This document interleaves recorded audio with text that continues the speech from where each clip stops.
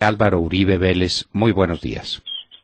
Doctor Fernando, muy buenos días a usted, a sus compañeros que trabajan en la hora de la verdad, a todos los oyentes. Y le he dicho a distinguidos colegas suyos que voy a seguir en el día examinando el fallo de ayer para hacer un pronunciamiento por escrito esta tarde sin perjuicio de unos comentarios por la hora de la verdad al doctor Fernando Londoño.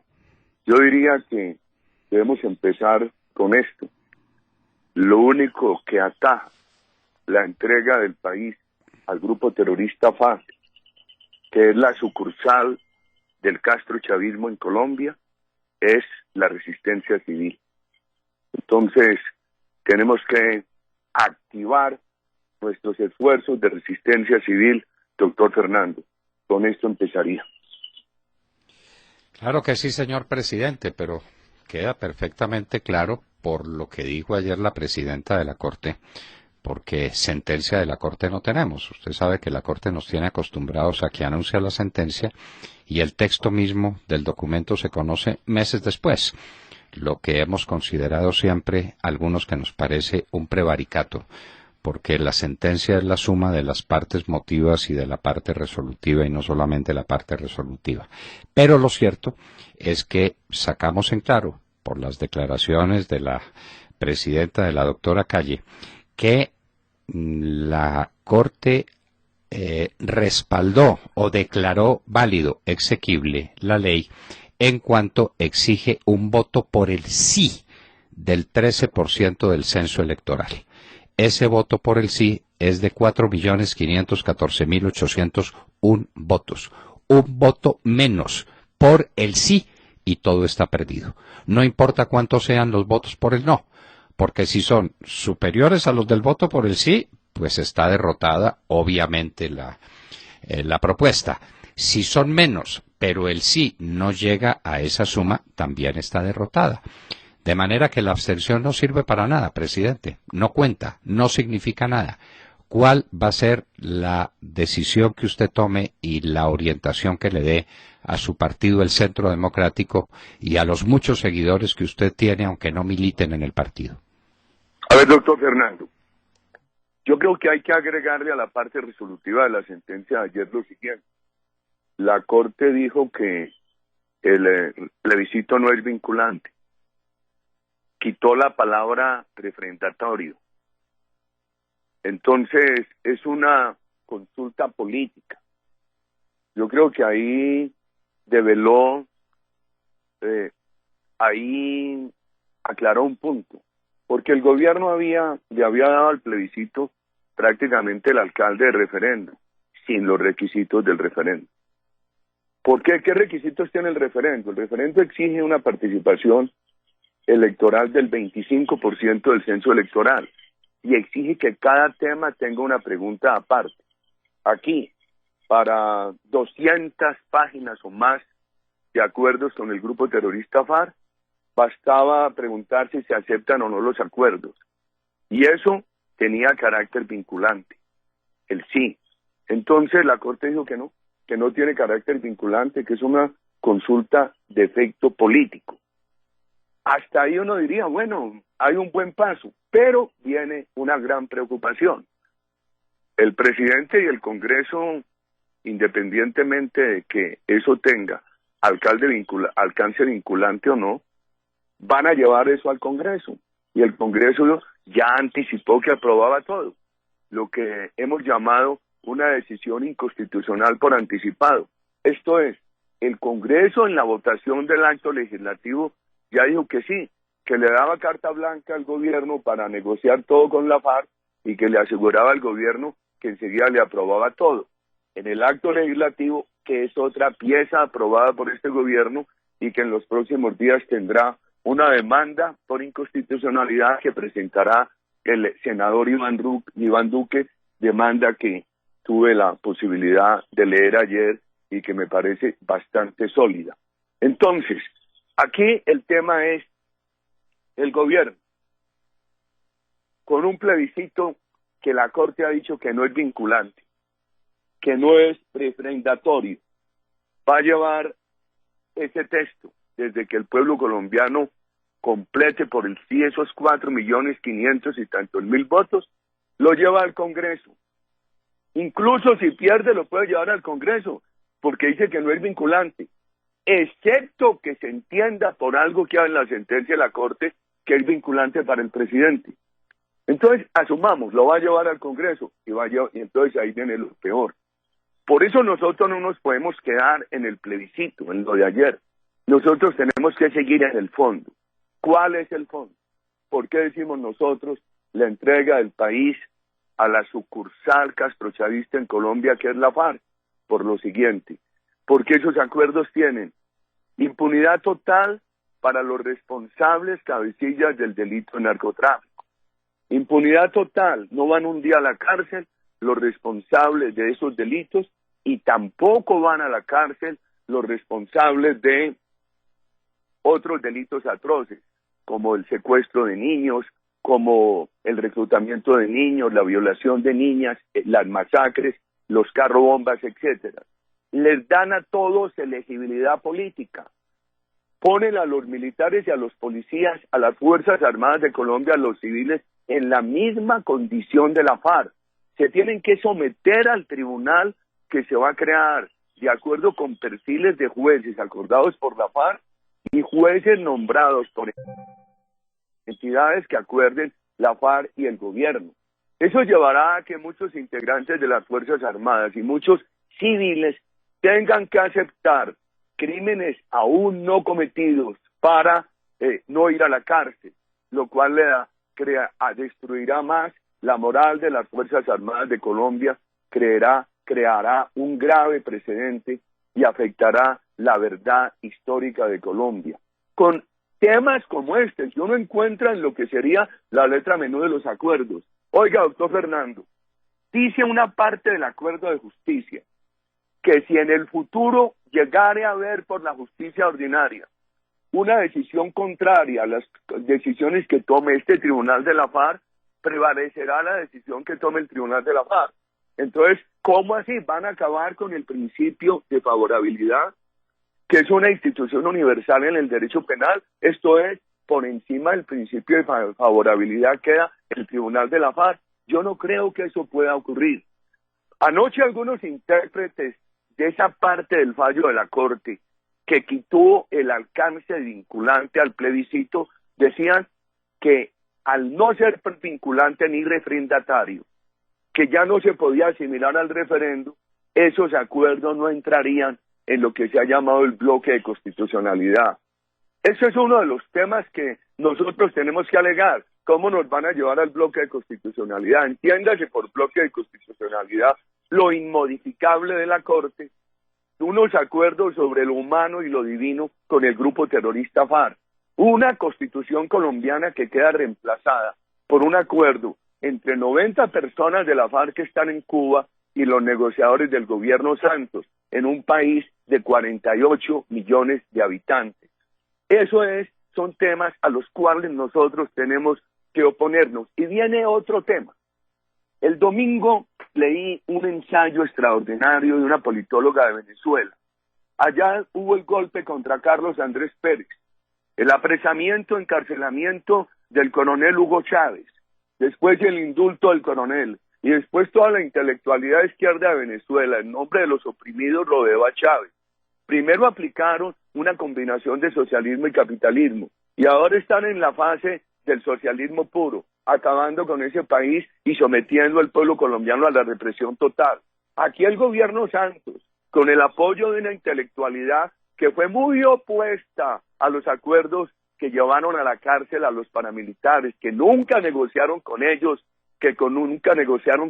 la agenda nacional, que se extraditaron los cabecillas a que una intelectualidad de izquierda quiere. 1, ni un día de cárcel para la FARC. 2, que les den plena elegibilidad política. 3, que sometan las Fuerzas Armadas de Colombia al tribunal de la FARC. 4, que la FARC, de acuerdo con lo que hay en los textos de La Habana, con lo que ha aceptado Santos, sea el vocero legítimo de las minorías colombianas, de lo que se llaman las minorías que necesitan ser reivindicadas. Entonces, ¿qué sigue? Yo creo que nosotros no podemos quedarnos en la sentencia de ayer. Aquí lo que hay que hacer es seguir denunciando la gravedad de lo acordado y el 20 de julio, o sea, mañana en la mañana, hay una reunión de la bancada parlamentaria del Centro Democrático y se va a llamar en cuestión de las próximas horas a un encuentro amplio del Centro Democrático para definir entre el no o la abstención. Por ahora hay que seguir con una erguida, argumentada, repetida denuncia de la gravedad de los acuerdos de La Habana. Presidente, por supuesto que la abstención es nuestro parecer, carece de todo sentido, porque la duda era que la Corte Constitucional llegara a decir que se necesita un número total de votos, no importa que sea por el sí o por el no. Pero la Corte Constitucional refrendó la ley que dice expresamente que se necesita el 13% de los votos afirmativos. Luego, la abstención carece de todo significado. Uno puede promover el no y sacar cualquier número de votos, que esos votos no cuentan, porque si son superiores al sí, el sí queda rechazado. Si son inferiores al sí, pues entonces queda el sí aprobado para la refrendación en el Congreso. Entendemos que la Corte Constitucional pasó el poder refrendatorio del pueblo al Congreso, pero poniendo como condición la manifestación positiva del pueblo en un plebiscito que necesita esos votos afirmativos y no otros. Ahora, por lo menos ayer a la señora Calle, como desgraciadamente no tenemos ni vamos a tener el texto de la Corte Constitucional, sino que nos tenemos que regir por lo que dijo la señora Calle, por el comunicado que leyó. En algún momento la señora Calle sí dijo expresamente que esas normas esos acuerdos no quedaban vinculados a la Constitución política con efecto de mandato supraconstitucional, es decir, como bloque constitucional. Simplemente fue un desliz, o simplemente es que la Corte le salió al paso a lo que ya se había aprobado en ese sentido, es decir, a que los acuerdos con las FARC quedaban en su calidad de norma constitucional de valor superior porque no podían ser tocados ni siquiera por el pueblo mismo en su calidad de acuerdos especiales. Eso es lo que uno saca en claro y esta señora lo dijo expresamente, presidente. Doctor Fernando, veamos sobre lo del umbral. Haber bajado el umbral del 50 al 13%, con la anotación de que es un 13% de voto por el sí, 4.500.000 y tantos mil votos, es una trampa el gobierno. Pero mire, el gobierno y el Congreso pueden hacer eso, porque infortunadamente la Constitución del 91 no definió el umbral. El umbral del plebiscito lo definió fue la ley de 1994, que es una ley estatutaria. Entonces lo que hicieron ahora el gobierno y el Congreso para darle cuerpo legal a la trampa que querían fue cambiar la ley estatutaria y decir no, por esta ley estatutaria cambiamos la anterior. Ya no vamos a tener un umbral del 50, sino un umbral del 13%. Lo que hace la Corte, si yo fuera magistrado diría, bueno, esta es una trampa política, pero lo hicieron de acuerdo con un instrumento legal, que es la ley estatutaria. ¿Cómo la declaro inexequible? A mí no me ha llamado la atención, no me ha extrañado que la Corte Constitucional no hubiera encontrado razones para tumbar la trampa del gobierno de bajar el umbral del 50 al 13%. Lo que sí hace la Corte es decir, bueno, pero esto, con el umbral que quiera, esto no tiene sino un alcance político, esto no tiene un alcance refrendatario. Y entonces la Corte por lo menos le cierra este plebiscito. Y entendí yo anoche, en lo poco que alcancé a leer de lo que publicaron, la Corte le cierra la posibilidad, al menos en este plebiscito, al gobierno de convertir esos acuerdos en lo que usted llama texto supraconstitucional. Esto es, una constitución de la FARC y del gobierno que no puede ser modificada en el futuro.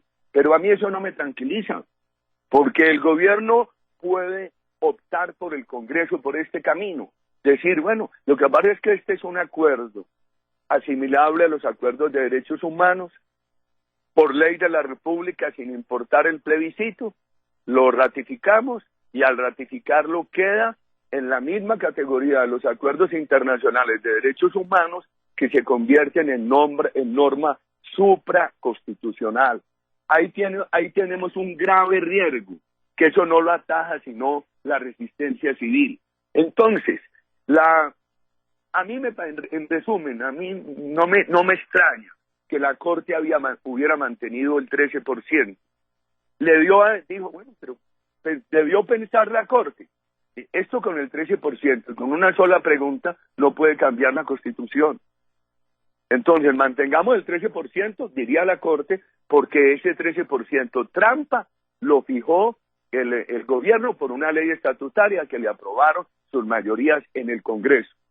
Y eso sí, eso no puede tener alcance vinculante, alcance refrendatario.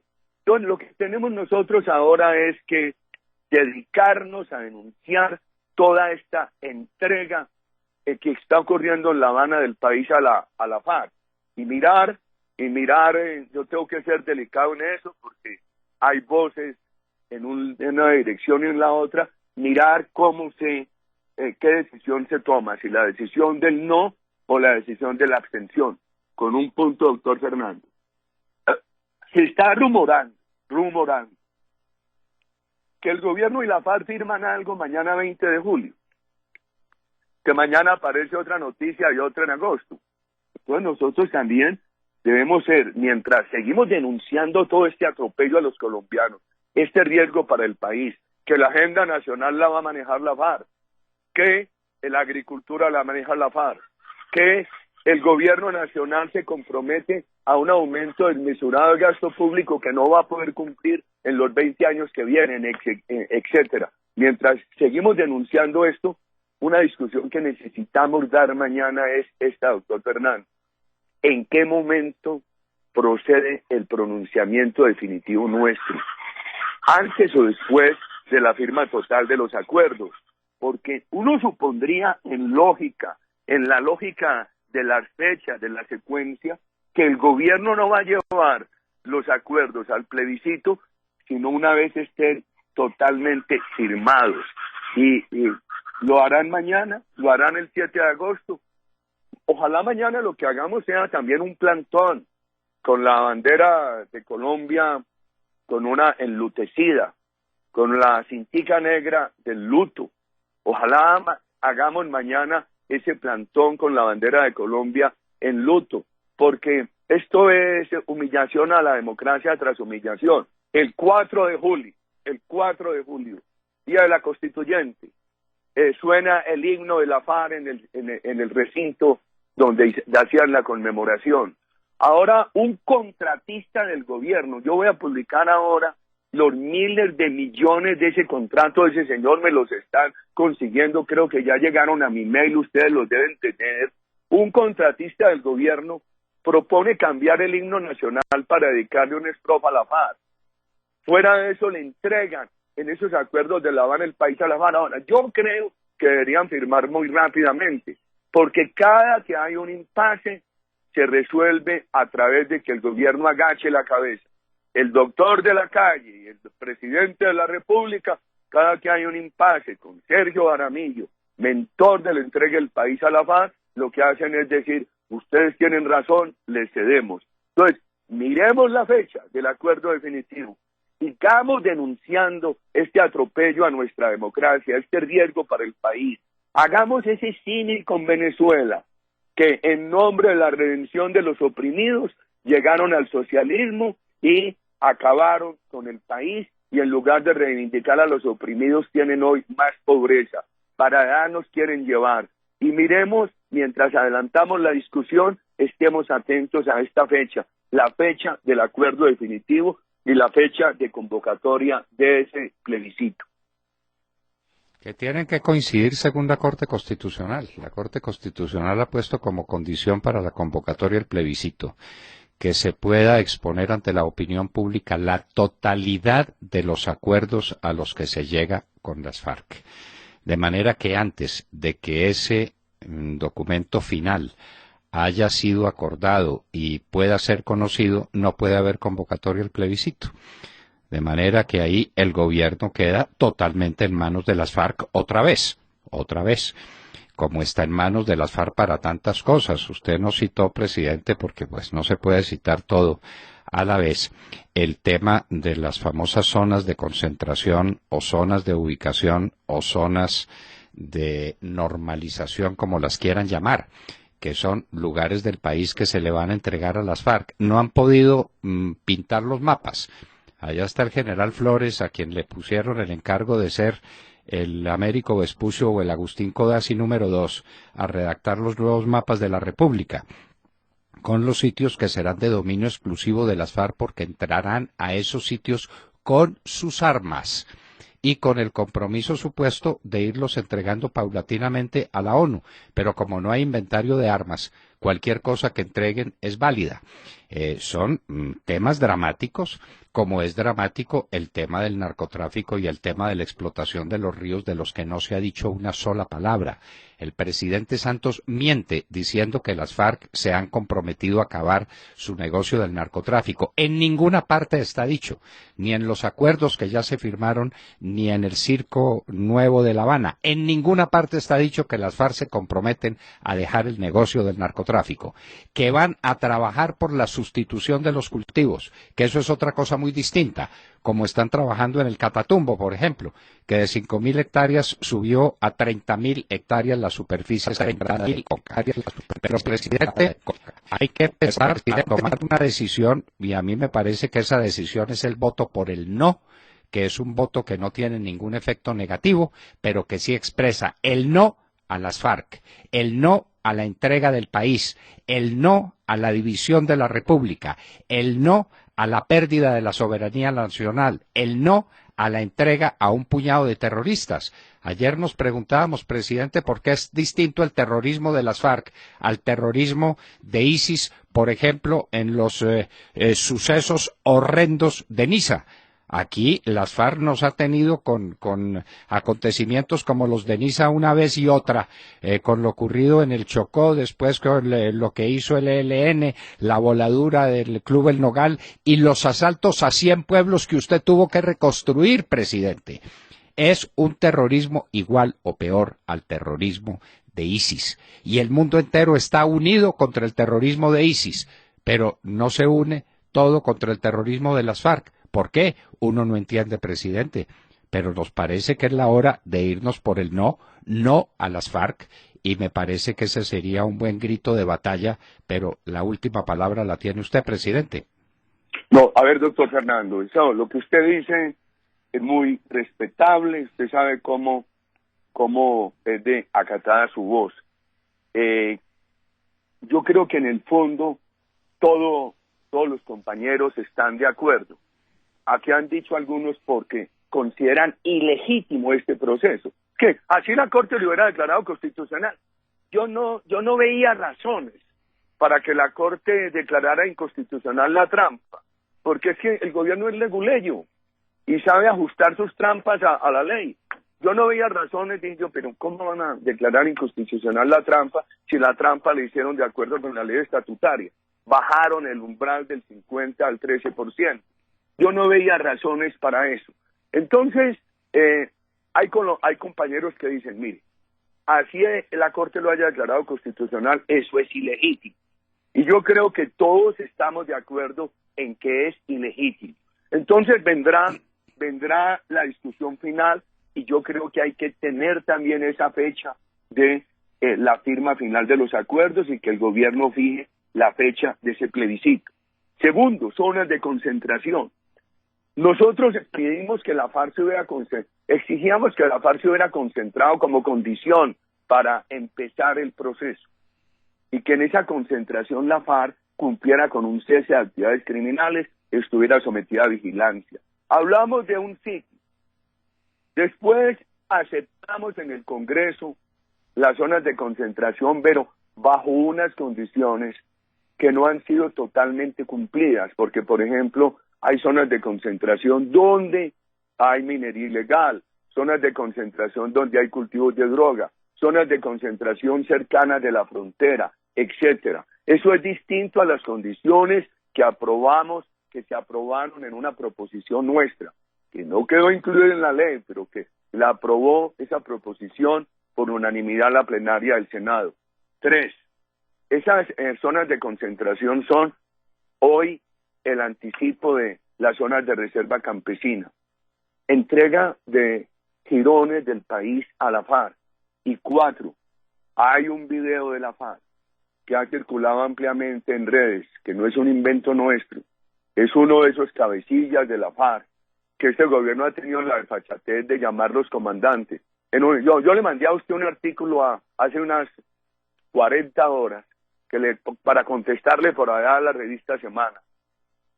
Una mentira del gobierno, porque el presidente de la República dice que no, que los militares tienen un tratamiento diferente. Yo escribí 3 o 4 cositas basadas en los acuerdos de La Habana para demostrar la humillación a las fuerzas militares, cómo las tratan de, inclusive, no, yo diría que estoy equivocado, no igual a la FARC, sino que los someten a la FARC, Y el guerrillero ese que aparece en el video, dice que las zonas de concentración que ellos van a tener son enclaves socialistas dentro del Estado capitalista. ¿Cómo le parece? Entonces ahí están empezando por el principio de lo que hizo Chávez, que fue la combinación del socialismo y economía libre. ¿Y hoy para dónde va Venezuela? Hoy tienen a ese general cubano, Ramiro Valdés, con la triste complacencia de la comunidad internacional, con excepciones, ayudando a escalar la represión, a acabar con lo poquito que queda de empresa privada, a someter al pueblo venezolano al hambre y a llegar al socialismo total, a la Cuba total. Y entonces aquí empieza todo con unas zonas de concentración, con unas características que la misma FARC ha definido como enclaves socialistas dentro del Estado capitalista. Presidente, a propósito de eso ocurrido en Venezuela, que es el espejo donde nos tenemos que mirar, ayer la canciller, es decir, el gobierno de Colombia, porque la canciller hablaba por el gobierno, cerró la frontera. La frontera se está abriendo los sábados y los domingos para que los venezolanos con hambre vinieran a Cúcuta a comprar alimentos y a comprar papel higiénico, las cosas más elementales para sobrevivir. Y resulta que la canciller fue a decir que eso queda cerrado hasta tanto se haga un acuerdo definitivo, o sea que la frontera ya la cerró el gobierno de Santos, no la cerraron simplemente los venezolanos. Eso para que veamos los colombianos para dónde vamos, para la miseria, para la falta absoluta de elementos de supervivencia, para la destrucción total de los valores de una sociedad libre, porque tampoco hemos oído nunca que las FARC digan que ya desisten de su visión marxista de la vida política del país. Al contrario, la refrendan una y otra vez. ¿En qué estamos entonces? Pero mañana será un gran día para la bancada del Partido del Centro Democrático y me parece, pues es una opinión muy personal, que será votar por el no, votar rabiosamente por el no, que además no tiene ninguna implicación de carácter práctico porque el voto, el umbral tramposo, como usted lo dice, quedó definido en el 13%, pero de votos afirmativos, no del total de los votos. En todo caso, presidente, estamos en un momento crucial. Usted vio seguramente la encuesta de Jean Haas. Santos batió todos los récords, llegó al 72% de desaprobación, con un 16% de aprobación. Así no puede gobernar nadie, y mucho menos puede ganar unas elecciones nadie. Pero ahí están las cosas, el pueblo colombiano tiene la palabra, y usted es quien lo dirigirá en estos momentos cruciales de su vida, presidente Uribe. Doctor Fernando, un comentario sobre la Cancillería. Yo voy a decir esto con tristeza. Eso que dice la canciller, concertado con el presidente de la República, es para obedecer órdenes de Maduro. Maduro les dice, la frontera hay que mantenerla cerrada, la abriremos más tarde cuando lleguemos a un acuerdo. Entonces ellos, para no indisponer a Maduro, toman la decisión para que aparezca que la decisión la tomó Colombia. Entonces le dicen a Maduro, usted esté tranquilo, ya dijimos que la frontera se mantiene cerrada, que solamente se abrirá cuando lleguemos a un acuerdo con usted, y Maduro dirá en qué momento pueden abrir la frontera. O sea que es un sometimiento de la Cancillería, es un sometimiento de la Cancillería del gobierno Santos a las órdenes de Maduro. Entonces Maduro les dice, presenten eso como una decisión de ustedes. Entonces ellos corren muy prestos, muy solícitos a presentar ese cierre de frontera ahora como decisión del gobierno de Colombia. Hay que decirle por las redes al pueblo de Venezuela que nosotros seguimos en contra del cierre de la frontera, provenga de Venezuela o provenga aquí simuladamente, como simuladamente proviene de la Cancillería. Doctor Fernando, en el día, cualquier cosa hablamos para ver si podemos tener información de esa sentencia de la Corte y podemos escribir algunos puntos que nos ayuden a clarificar todo esto. Por ahora hay un umbral tramposo. Por ahora la Corte tiene 82 votos que le aprobarán, ya le han anticipado aprobarle todo lo que quiera FARC, y solamente 20 votos en contra, que somos los senadores del Centro Democrático.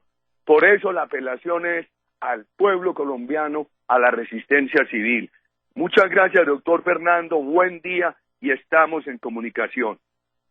Desde luego que sí, presidente, muchísimas gracias por estar con nosotros en la hora de la verdad. Álvaro Uribe Vélez, presidente de ayer, de hoy, de siempre, estaba con nosotros y está en plan de lucha, y en plan de lucha abierta para defender el país, para que no caiga en el socialismo del siglo XXI, para que no caiga en manos de las FARC, para que no nos dividan el país en 23 partes, donde bandidos con armas lleguen a hacer lo que les dé la gana. Como dijo alguno de ellos, a implantar el socialismo en esas regiones de Colombia.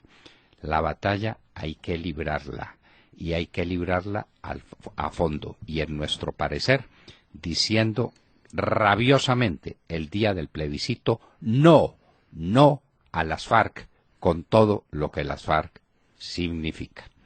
Compañeros de la mesa, estas fueron pues las palabras del presidente Álvaro Uribe Vélez en estos momentos cruciales para la vida de la República.